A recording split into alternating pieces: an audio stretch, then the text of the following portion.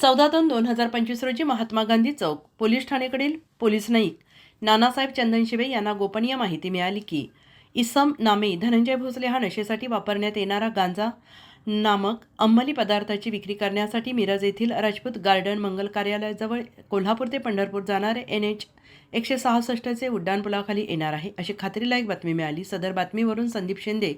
सहाय्यक पोलीस निरीक्षक प्रभारी महात्मा गांधी चौक पोलीस ठाणे मिरज यांनी तात्काळ महात्मा गांधी चौक पोलीस ठाण्याकडील DB पथकास रवाना करून सदर इसमावर छापा टाकून गांजा जप्त करण्याचे आदेश दिले। वरीलप्रमाणे नमूद DB पथकातील अधिकारी आणि अंमलदार हे मिळालेल्या बातमीप्रमाणे मिरज येथील राजपूत गार्डन मंगल कार्यालय जवळील कोल्हापूर ते पंढरपूर जाणारे NH 166चे उड्डाणपुलाखाली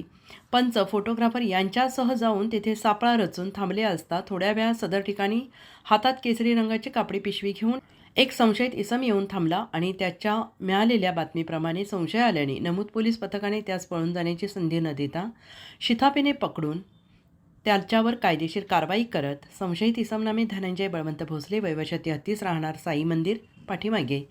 MIDC रोड मिरज तालुका मिरज जिल्हा सांगली यांच्याकडून अवैधरित्या नशा करण्यासाठी वापरण्यात येणारे गांजा नामक अंमली पदार्थांचा एकूण 57,510 रुपये किमतीचा 2 किलो 300 ग्राम वजनाचा तयार गांजा मालाचा साठा जप्त केला असून त्याच्याकडे कौशल्यपूर्ण तपास केला असता त्याने सदरचा तयार गांजा माल गुन्ह्यातील इतर संशयित नामे सूरज नागनाथ सरवदे राहणार सोलापूर याच्याकडून मागवून मिरज परिसरात किरकोळ स्वरूपात विक्री करून वितरण करीत असल्याचे निष्पन्न झाले आहे। सदर गुन्ह्याचा पुढील तपास माननीय वरिष्ठांच्या मार्गदर्शनाखाली महात्मा गांधी चौक पोलीस ठाण्याकडील पोलीस उपनिरीक्षक राजेंद्र कलगुटकर हे करत आहेत।